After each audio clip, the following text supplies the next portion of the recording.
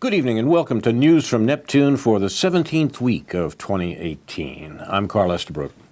Since 1990, this program has been a weekly hour of spontaneous and unrehearsed discussion of the news of the week and its coverage by the media, first on a so-called community radio station, and now via Urbana Public TV and YouTube.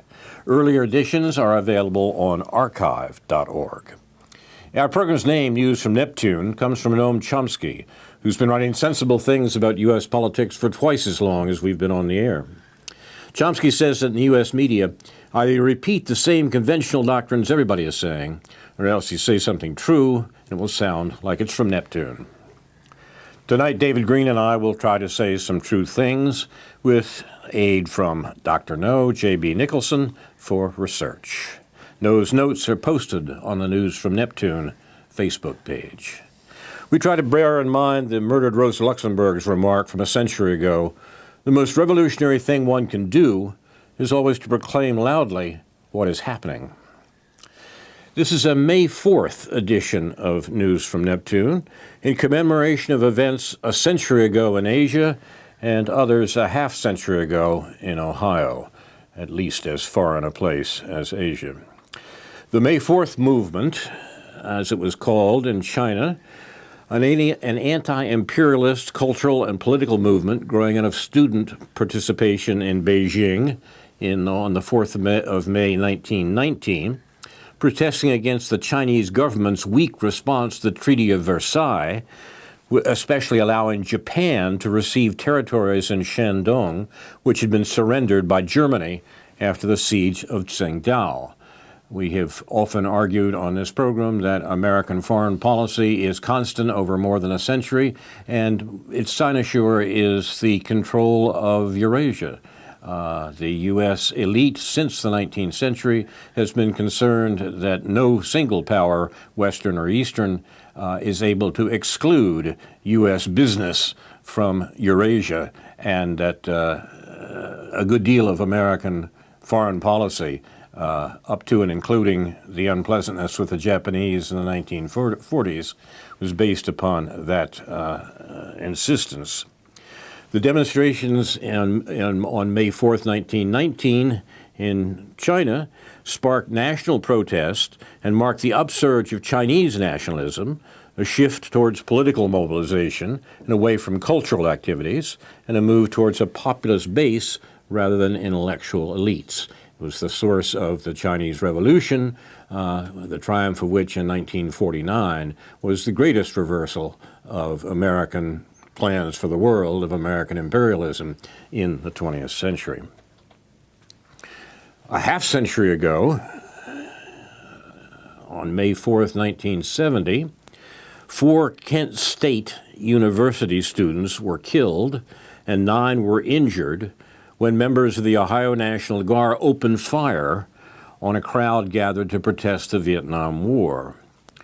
This event, which was not an accident, was a watershed in some ways for the national anti-war movement, particularly on college campuses, a movement against the war that had already produced by that time a conviction in the minds of a majority of Americans that the war in Vietnam was not a mistake, but a crime.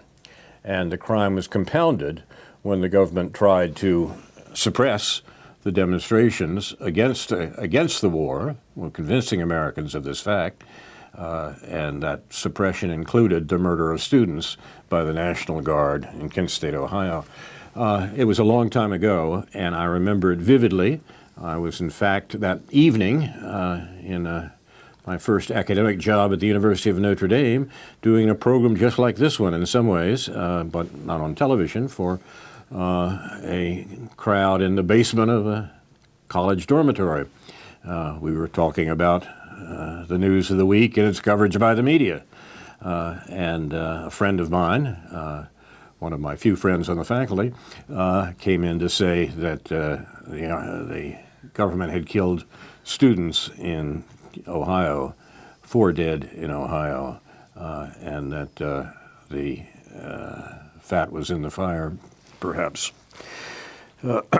In the aftermath of the Kent State killings, a student-led strike affected most American colleges and universities, and they concluded, perhaps, the movement towards convincing Americans that the war in Vietnam, which had been going on for a decade, must come to an end.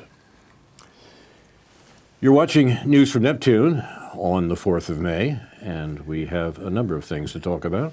What's on your list, David? Well, first of all, I was in the Champaign Public Library looking at the new books in the nonfiction section, as I do every couple of weeks, and I noticed a book there by one well-known to you person, Michael Walzer. Oh, yes. Called The Left in U.S. Foreign Policy. And you could imagine... Maybe you should sit well. You could imagine, you might want to... Although, let's see where I'm going with this. Okay, yes, go ahead. Well, you know, Michael Walzer has spent his career as a leftist trying to justify the kind of U.S. foreign policies that you refer to, although not necessarily the Vietnam War. I'm not sure what his history in that was regarded, but you, I have a feeling, probably know. But as it happens, I have a story about it. Yeah. But let me finish mine first. Sure. And that is that as I might often do in a book like this, I scanned through it and I looked in the index for Noam Chomsky's name, and it was a series. It's actually a collected essays, as you would expect Michael Walzer to be putting out at this age. He's not going to write a whole new book, but he's written a few articles over the last 10 or 15 years that he thought worthy of putting a book, and some academic press went along with that idea. Mostly these things are high-minded ways of justifying U.S. foreign policies and wars from a liberal or left perspective. And his comment about Chomsky was that America, was just always wrong, according to Chomsky, and we can't have anything to do with that. Well, lo and behold, and maybe you already know where I'm going with this, there was a petition out this week signed by both Michael Walzer, by these historical enemies, not the worst of enemies, but people that have two leftists that have been on opposite sides of things.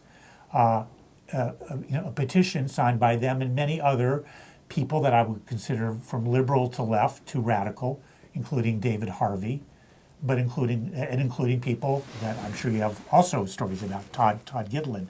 So all of this motley crew, what we ordinarily call a motley crew of leftist intellectuals, are signing a petition to support the Kurds in Rojava. And among many things upon that list are things that I think you and I would both support. And I know, in fact, I think you posted this, or a link to this. Yep, I did. The petition is actually in the New York, appeared first in the New York Review of Books, which is a publication that Chomsky first wrote for back in the late 1960s, right, in his searing articles opposing the Vietnam War. But in this petition, I think the last of its four major points is that the U.S. should be militarily supporting the Kurds in their fight against the Turks in northern Syria, in the Afrin region, which has been invaded and, in a sense, ethnically cleansed in the last couple of months. So I was interested in to know what your response to that in terms of the war part, in terms of perhaps it's the military supply, the arms supply part of that, how we might parse that in terms of our opposition to U.S. foreign policy. It seems to me that there's finally no contradiction, although a lot of people have wanted to find one, particularly in relationship to what Chomsky's had to say about it. There's no contradiction between saying that American troops and weapons should be removed from Syria. They're not there legally in any sense at all, whereas, in contrast, the Russian troops and weapons are there legally. They have been invited by a legal government, whatever you might think about that government. That the government in Damascus is legal. It has a seat at the United Nations, and legal governments cannot, as a matter of course, have foreign governments move their troops and weapons into their area. That's exactly what the U.S. has done, and in order to counter the jihadist terrorists that the U.S. have been supporting in Syria, the Syrian government invited the aid of Russia, which has been effective in countering what was the obvious American plan, that is overthrowing the government in Damascus and finding a more biddable government, a government that would follow orders in the area of major energy resources. That's been American policy for more than a generation. So the fundamental position that the U.S. should withdraw its illegally positioned troops and weapons and cease the killing that it's doing and supporting in Syria seems to me to be obvious. But I'm not convinced that there's any contradiction between that obvious position and the support for the self-organized groups in Western Kurdistan, Rojava as they call it, the Syrian Kurdistan, that is the areas occupied by Kurds, not exclusively by Kurds, but the Kurdish occupied territory in northern Syria. There's actually a very interesting social experiment going on there, drawing on the work of the American anarchist Murray Bookchin. Anarchist is a word that's being kicked around a lot these days, but Bookchin was an anarchist. He was the real deal. He was the real deal, back when anarchist meant something. Yeah. And in fact, these groups of Kurds have organized democratic and, interestingly, feminist collectives in this area that was not controlled by the Damascus government. And indeed, once the area was invaded by the Turks, the Rojava Kurds have invited the Damascus government to come defend their territory against those invading Turks. That's what Chomsky and the people you quoted in the beginning are saying. Chomsky has been involved for years with Turkish politics and particularly Kurdish liberation within Turkey. The Kurds are an oppressed minority within Turkey, to the point that the use of the Kurdish language was forbidden and perhaps still is in Turkey. And what Turkey has done most recently under Erdogan is invade this region of western Syrian Kurdistan, invade this area of Rojava, along with the other Kurdish occupied territories in the other Kurdish territories in Syria, in order to counter what the Turks see as Kurdish terrorism, Kurdish separatism, Kurdish independence, which they're having no part of.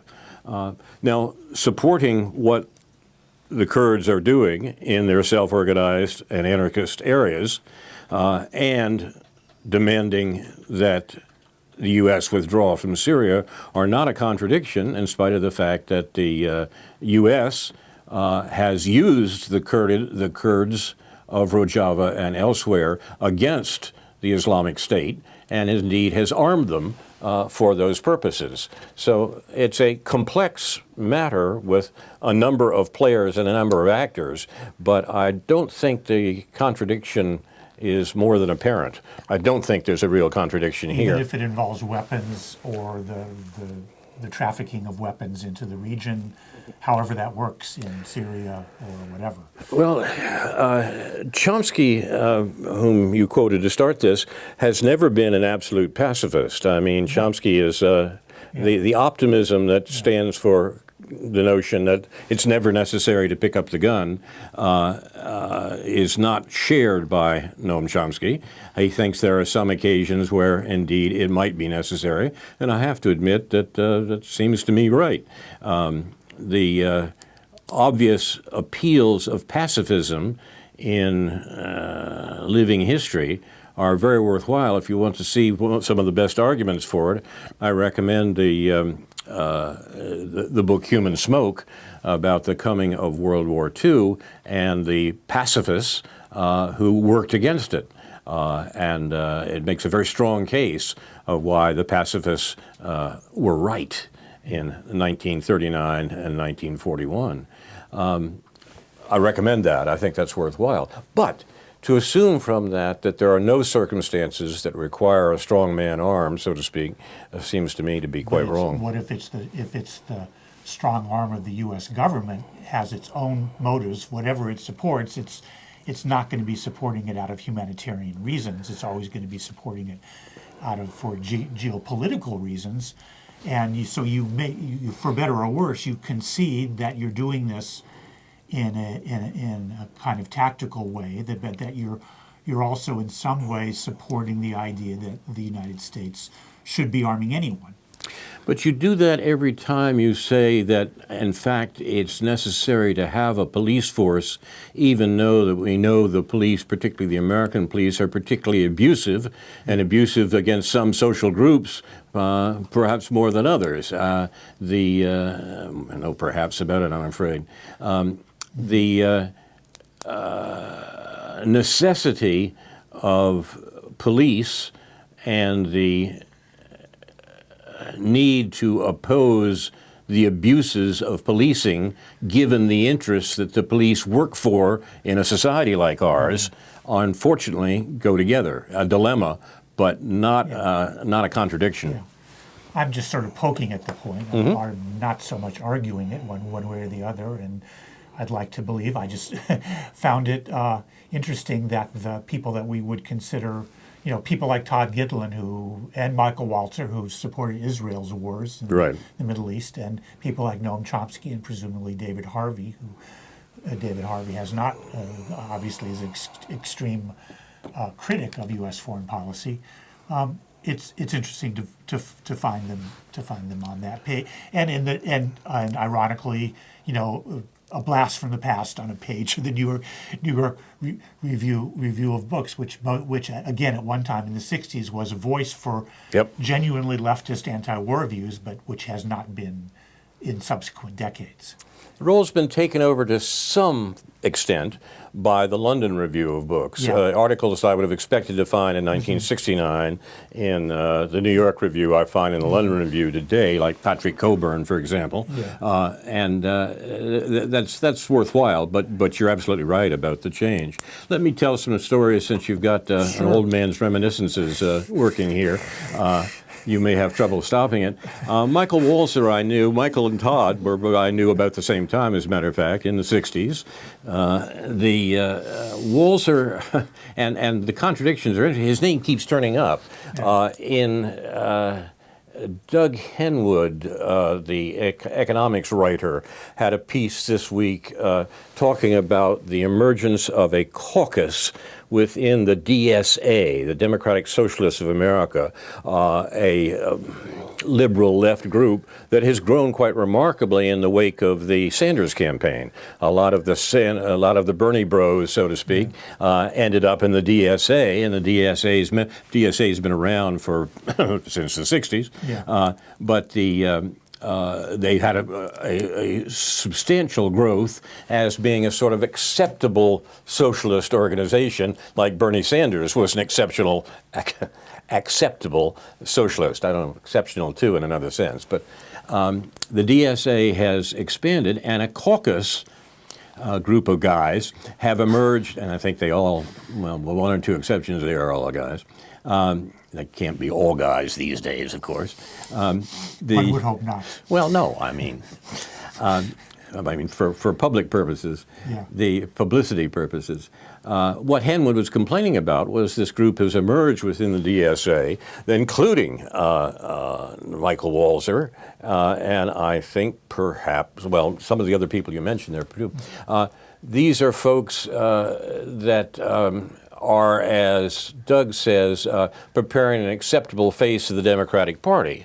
It's the same sort of sheepdogging activity that Bernie Sanders was accused of and to some extent was guilty of in the last election. Doug's not very happy with this group, and I think Doug, and this is a case in which I agree wholeheartedly with Doug.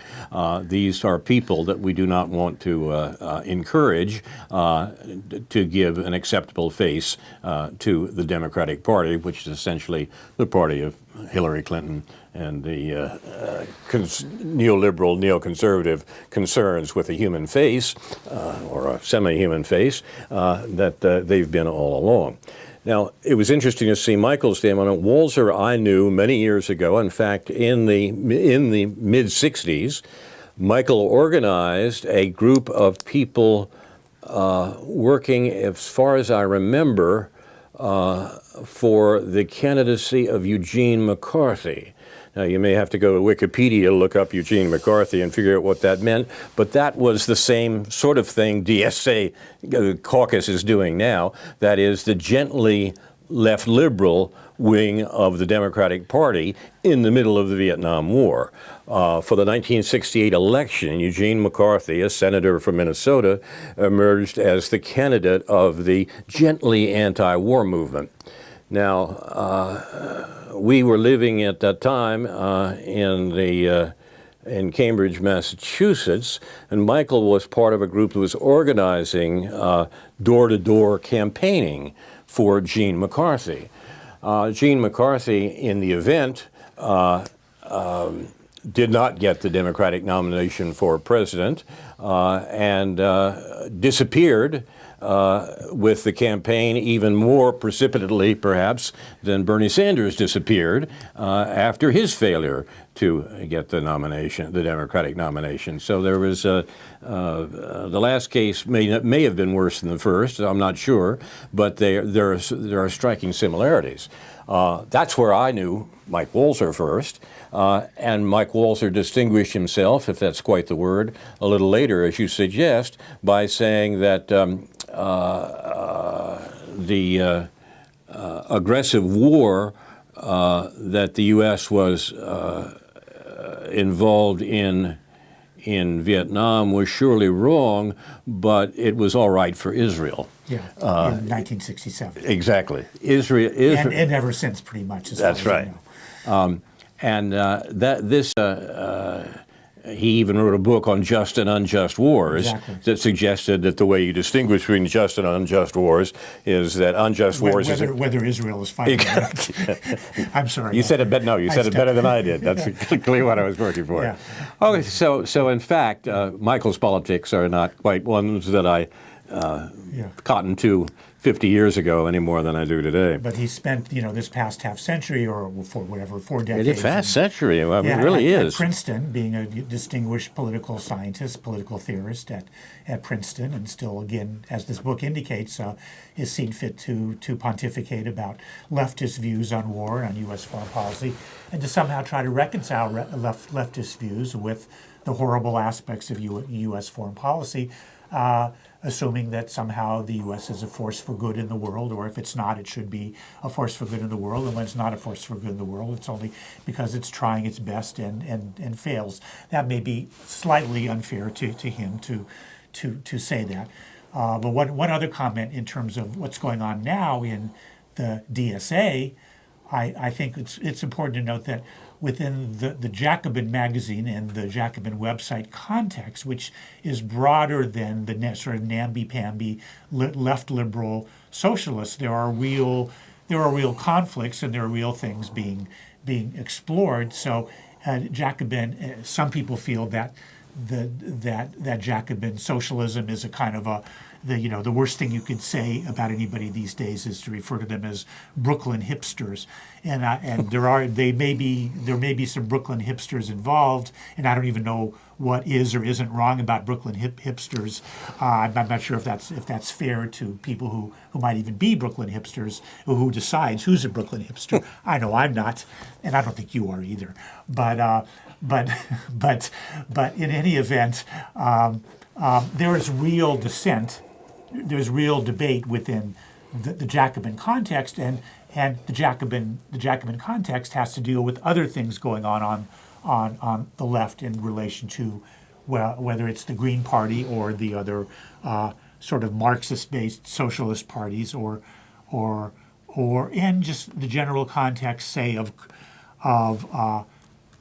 anti-Zionism, or criticism of Israel that is going on the left. So it's a complicated intellectual and political environment now, and the DSA, the Michael Walzer, Irving Howe DSA, his colleague, his longtime colleague, aren't the whole ball game anymore.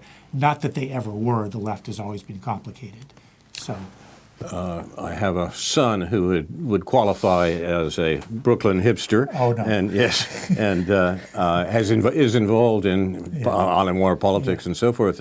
He's an example of the politics that he finds interesting, and the reasons that he thinks that some of these people are worth talking to is a very good book by Bernard Kunkel. I can't think of the name of the book. Benjamin Kunkel, I think his name is. Benjamin Kunkel. Utopia or Bust. You are infallible. That's wonderful. Utopia Bust. I am fallible, but well, as little as I can possibly be. On this point, you're right. That's exactly right. That's the book that I was thinking of. The one that my son thinks is the charter for political Brooklyn hipsterism, if you like. So it's it's a very interesting and well-written review of various economic points of view, including David Harvey's. Right.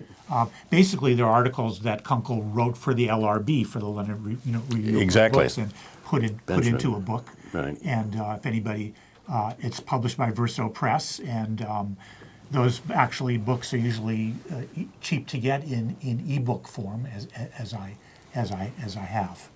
So, are you done with your storytelling, or can we?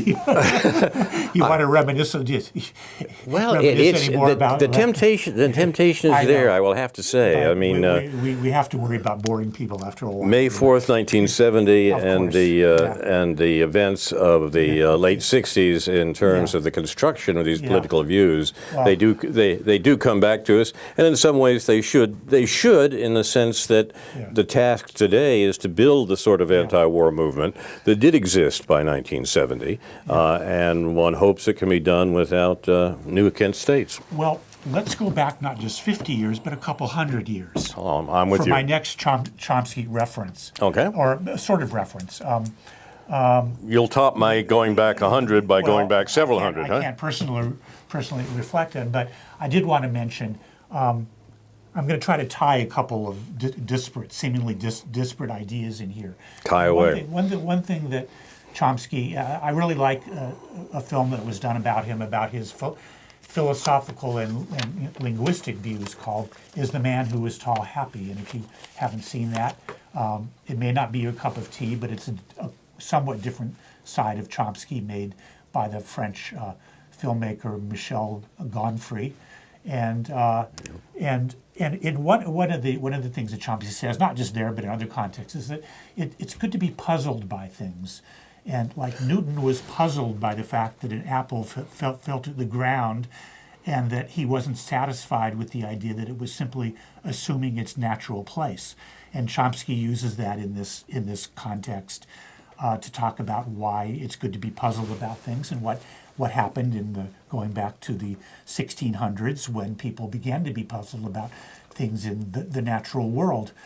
Well, there's other good things to be puzzled about. For example, they showed a film at the Independent Media Center a few days ago, on May Day actually, although it's more of in observance of the 200th anniversary of the birth on Karl Marx, which is tomorrow, Saturday, May 5th. And in this film, called The Young Marx, made by the great filmmaker, now I'm forgetting, Raoul Peck, who also made the film about James Baldwin, I Am Not Your Negro.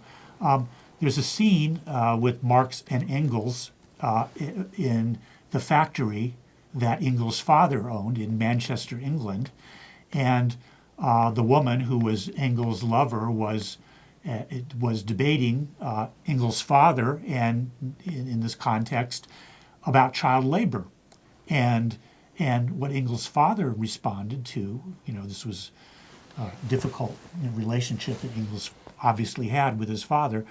What Engels' father was said in justification of child labor to the British working woman who was Engels' partner, that how could we not have child labor? How could you countenance thinking that we could compete with other factories that use child labor or child labor in other contexts? We would just simply go out of business if we couldn't employ child labor, and I refer to that because it would seem at that moment in time that Engels and other people, obviously those who represented the interests of the working class, were puzzled by the notion that you needed to have child labor in the manner that it was, in the brutal manner that it was in factories in Britain in the early 1800s. And it's good to be puzzled by that. And picking up the News Gazette this morning, I'm reading about a meeting at the library celebrating the entrepreneurial skill of the local sandwich maker, Jimmy John Leotown. And it seems like, to continue this theme, that it would be good to be puzzled why it is that not just that Jimmy John has to employ people at minimum wages and ununionized labor in order to make profits off his sandwiches and then be lauded and glorified by local media, not to mention the local library in that context, which claims to be, wanting to teach people entrepreneurial skills and provide a context for all, for people to start successful small businesses and so forth. But it would be good to be puzzled why it is that people need to be dependent on the jobs that people like Jimmy John's have to offer, and why society itself has to be dependent on capitalism for providing the jobs that to produce what people are perfectly capable of doing, certainly in the market context, but certainly not necessarily in the kind of capitalist context, the kind of sort of tycoonish and corporate capitalist context that is represented by these exorbitantly successful people. And what are they successful at? They're successful in moving wealth from the working class to the ownership class. Someone sent me a cartoon this week of a guy standing on the corner in rags with a sign saying, we'll work for food. And standing next to him is another guy also in rags. He has a sign too, and his sign says, we'll work for less food. And the second guy says at first, hey man, it's capitalism. Well, that's exactly right. And this is what, the much more serious enterprise of Engels, Stephen Marcus's book on Engels and the working, Engels, Manchester and the Working Class. That's still not quite the right title, but it talks about that as a source for the modern notion of Marx's work. Marx's work itself, remembering that Marx's work was not a discussion of socialism, but an attempt to say how capitalism works. Right. That's the important point, because that's what indeed produces the situation of a guy standing with a sign saying, we'll work for less food. And by the way, the movie about young Marx is a wonderful movie, and probably need to have a little background and understanding what some of the debates and terminology of that era, and maybe know something a little about Proudhon and a few people like that who are characters in the film. But boy, this Raoul Peck, he really pulls it off in so many levels that it's just astonishing. And again, we should be asking why capitalism? Why how did this happen? And why is it people assume simply assume that there's no other way to do this. That opens a segue to some of the material that Dr. No, our research director, has prepared for us this week that you can find on the Facebook page. Just one little footnote to that last comment you made. Stephen Marcus, who actually I had not heard of, or maybe I heard of him and forgot about it. He just died recently. Yes. Jeffrey St. Clair has a little blurb about him on his column this morning with some links to his work about Marx and about Freud. And I remember when his book on Engels, Manchester and the Working Class came out. Okay. And even in those days, at that time, people who were enthusiastic about Marxism as a general religious faith were generally ignorant of the background of Marx's principal collaborator, and indeed, in many ways, his historical superior. The Engels talked about the situation you described as it existed in those days, and his historical judgments are, in many cases, more reliable than Marx's. So it's a tradition that, as you suggested, we don't know very well, and we should. It's probably not an accident that we don't know it very well. Of course not. You're watching News from Neptune. We're trying to correct some of these accidents. We probably can't get it all done this afternoon, but we'll do what we can. I started to mention the fact that the capitalist Paul, if you like, is in a revelatory phase right now in regard to censorship. The material that Dr. No presents on our Facebook page that I recommend to you highly talks about the way in which the present mood for censorship, got to get rid of fake news and Russian bots and those other things that are confusing the people. The present mood for censorship is, in fact, a capitalist plot. And it's important to sort some of this out, I think, because what's going on now is, I think, pretty important. The control of information in this country, which is a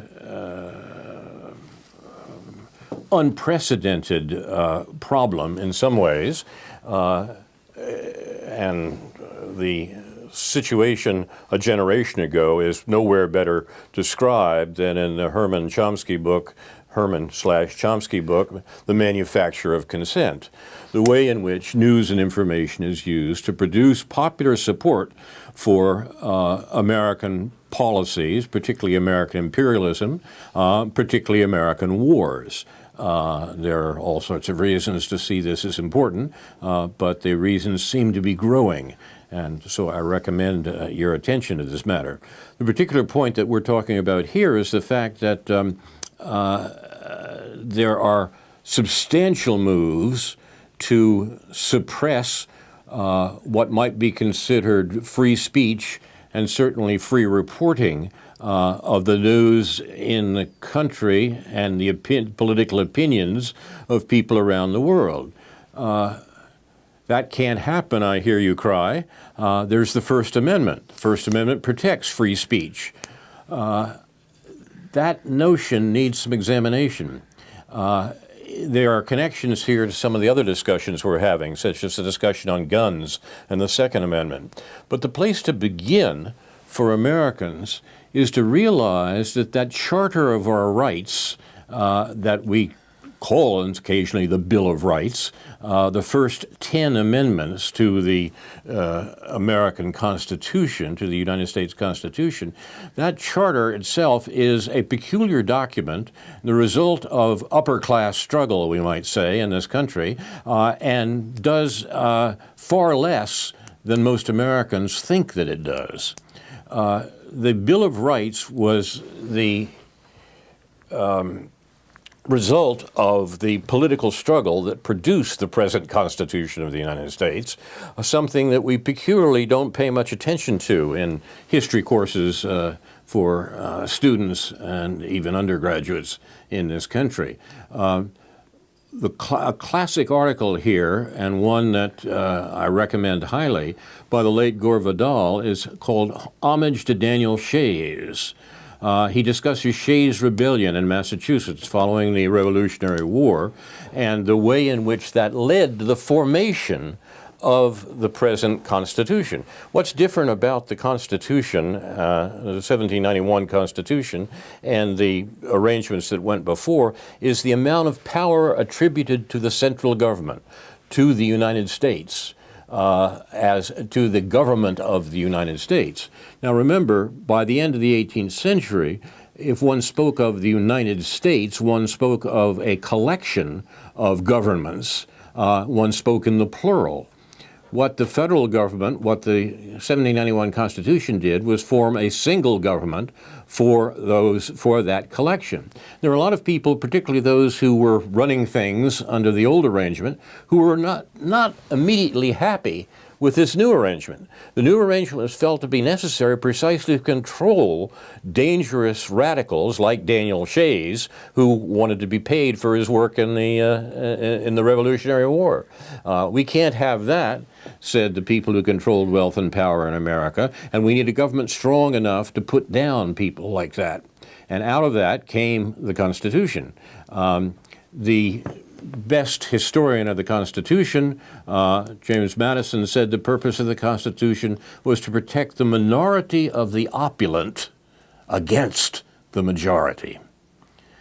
And because everyone realized that's what the government was there to do, the Bill of Rights was a counterattack, a rearguard action in a way, by the local elites around the country who tried to say, look, they're going to take all this power into the hands of the central government. We have to have some protection against this power.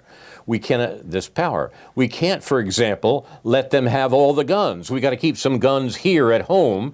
We're talking about Richmond and Albany and the other state capitals in order to protect us against the federal government. The entire Bill of Rights, the entire first 10 amendments to the Constitution are designed to control and stop the federal government from exercising too much power.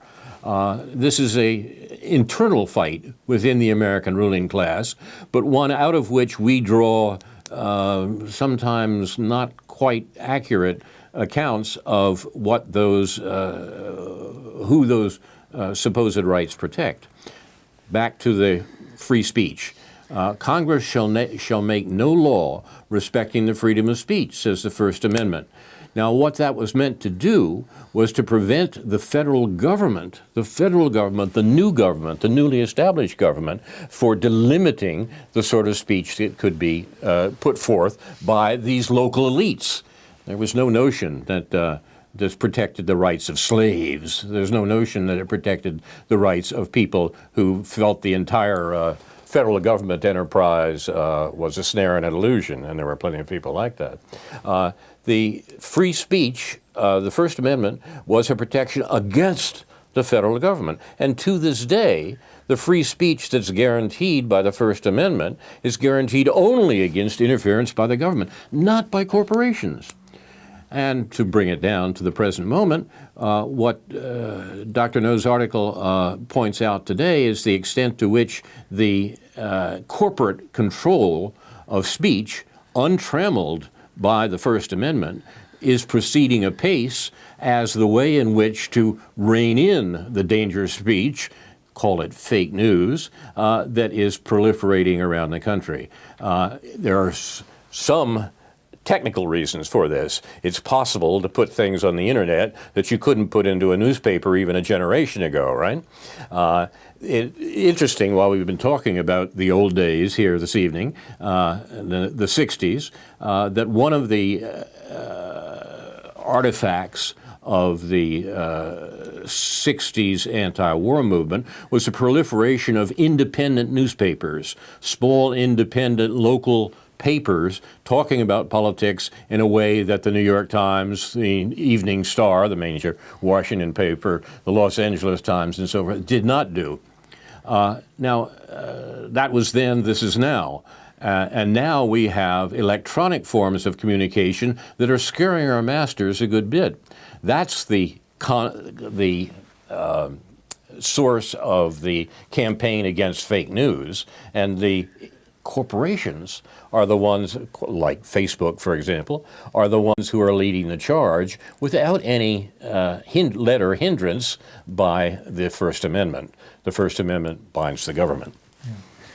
There's been some debate as to, obviously, Facebook is at the middle of all this, and their policies, and there's the aspect of them supplying Facebook data to people, to other people, but I know that a few years ago I was an avid reader of Doug Henwood, the previously mentioned Doug Henwood's email list, a very informative list, not a Facebook page, now he's I guess does most of his stuff on Facebook page. He still has his website, but the list has basically died. There's still a few people that put some stuff up there, but there isn't the kind of lively debate that there was up until 4 or 5 years ago. So. The question is, where had that? I mean, we still have some lively debates on the AWARE listserv, and I've come to feel that the listservs were a better way of debating, communicating certain issues than Facebook has proved to be. Or maybe it's just because when you get on Facebook and do these things, then there's just so much garbage that goes on around that it makes it hard to kind of follow a certain thread and feel like you're really getting anywhere. What is your take on that? Well, that may be true, and the cure for bad speech is more speech, Yeah. and therefore it seems to me that what we want to do is encourage that more speech. Yeah. Well, that's a pretty simple answer. Simple is the best I can do right now. One of the things I wanted to bring into that, maybe it's going a little far afield, but along with the debates about speech during this period of time when the Constitution was being written, not just about who gets to talk, but who gets to make money.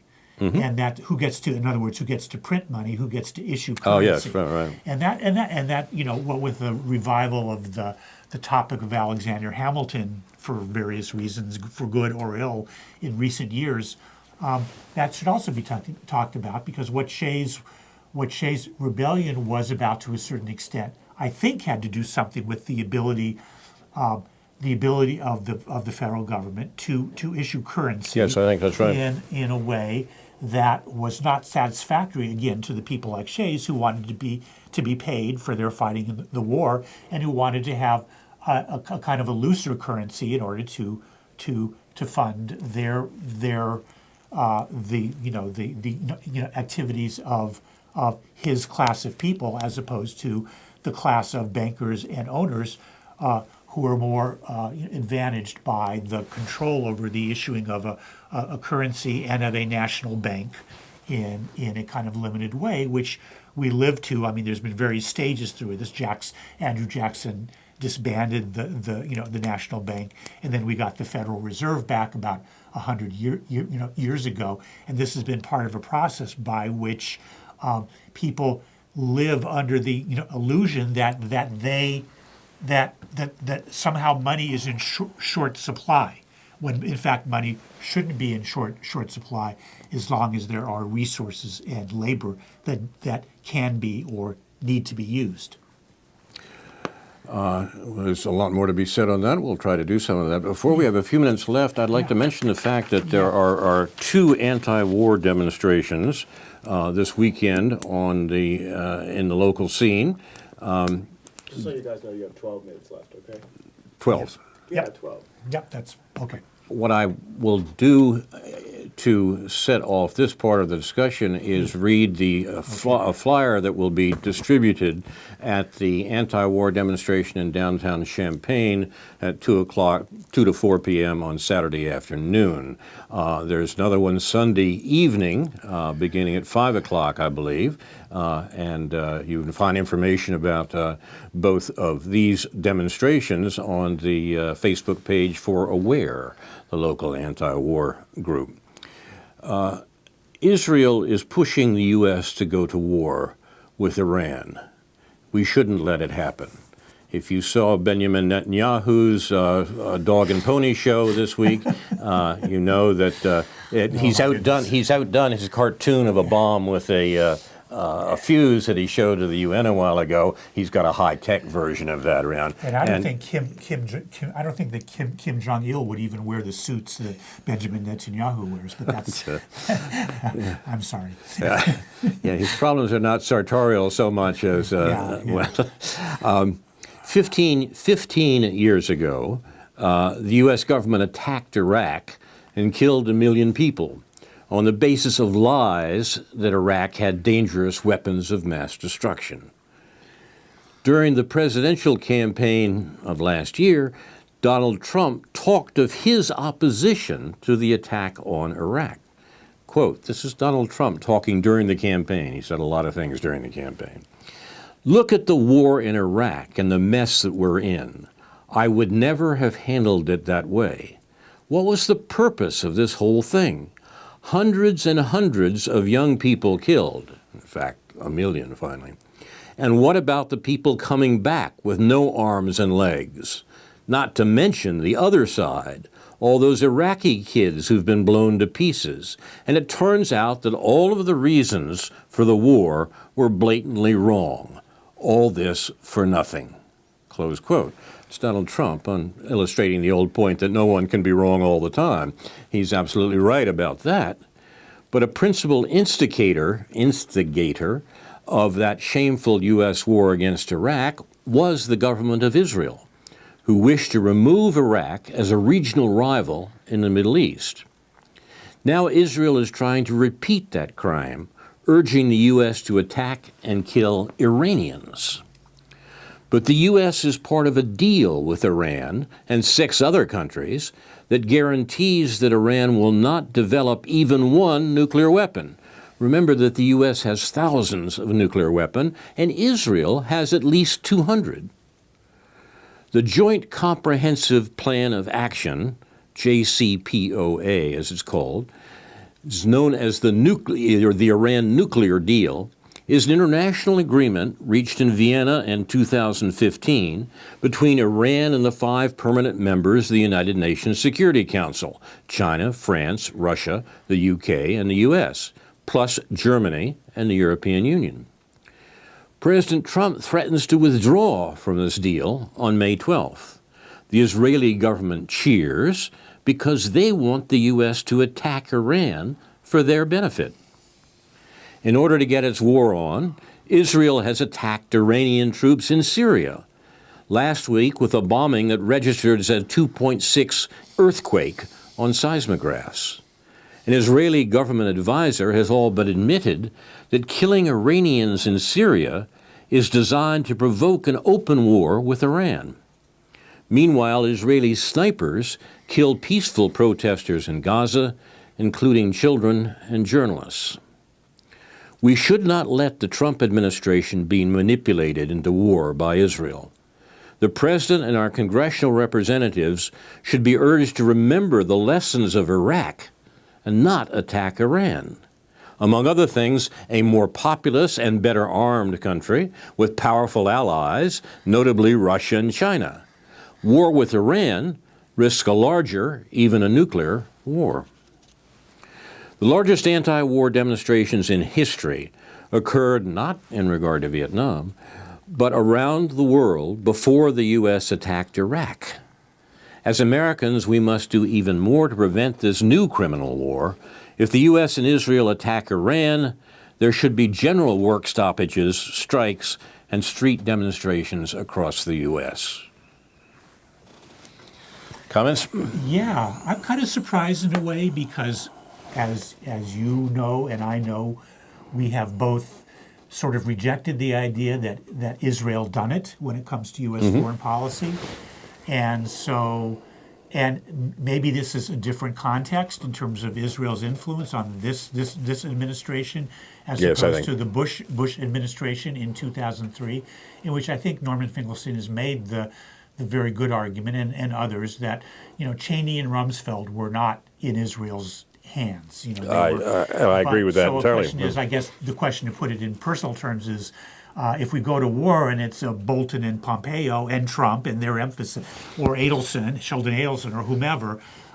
But you know, but still, I'm kind of surprised that you're putting it in terms of Israel pushing the U.S. to go. Certainly, certainly, you know, Netanyahu is pushing the U.S. to go to war.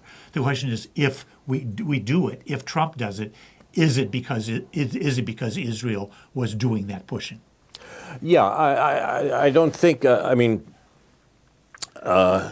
yes, you're right, and I certainly don't wish to fall into the notion that we have attacked here consistently on this program, that U.S. foreign policy is somehow blindly manipulated by the government of Israel. That's not what we're saying at all. But the government of Israel, in terms of this major television spectacular that the Prime Minister Netanyahu put together this week, is pushing the American government very hard to attack Iran.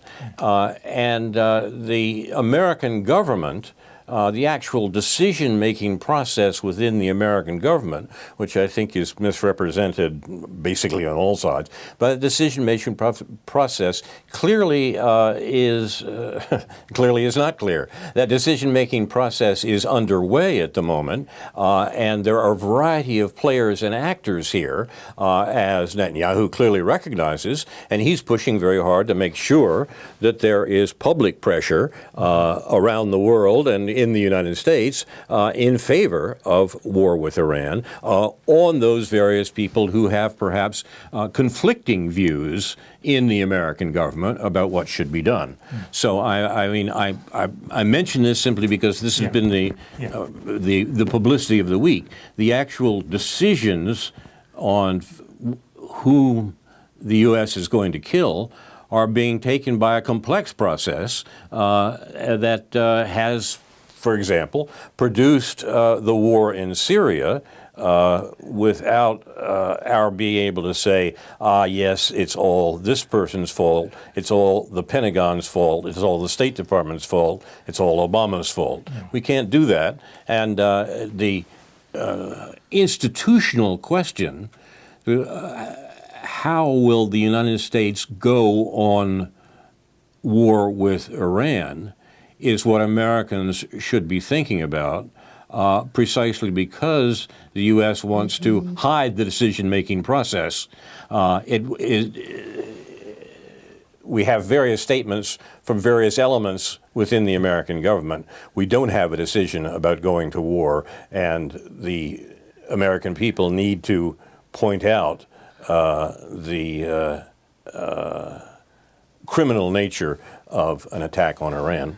Well, what would be needed, and probably will not be forthcoming, is a statement by, I don't know, an established Jewish leader, a mainstream Jewish leader, say the head of the Reform movement, I think is a guy named Rabbi Rick Jacobs, or somebody like that, with the moral authority to say that Netanyahu doesn't represent Jewish people, and that the Jewish people are not supporting the U.S. going to war against Iran. Whatever the disparities are among Jewish people regarding Israel and Palestine, which are more disparate, thank God, because of Israel's issues with the Palestinians, but still, one would hope that some leader of moral authority who claims to have moral authority, whether on a religious or secular basis, would make it clear to the public that this dog and pony show by Benjamin Netanyahu doesn't represent the consensus of Jews, liberal or otherwise, in this country. It's probably not Rabbi Buttigieg. No, that's another. You can find that about Rabbi Shmuley with a nice interview that Max Blumenthal did That's on the just Real what I News, had in mind. Real News Network. You've been watching News from Neptune for the 18th week of 2018, presented by Carl Estabrook and David Green, produced and directed by Jason Liggett and Ethan Young. This has been a May 4th Movement edition. Our thanks to Research Director Dr. No, J.B. Nicholson, the third man on News from Neptune. No's notes are posted on Facebook, on the Facebook page for News from Neptune. Inshallah, next week, we'll be back with a new edition of News from Neptune. Remind you, in the words of Edward de Vere, what's past is prologue, what to come and yours and my discharge. In the meantime, confusion to our enemies, and a good night to you.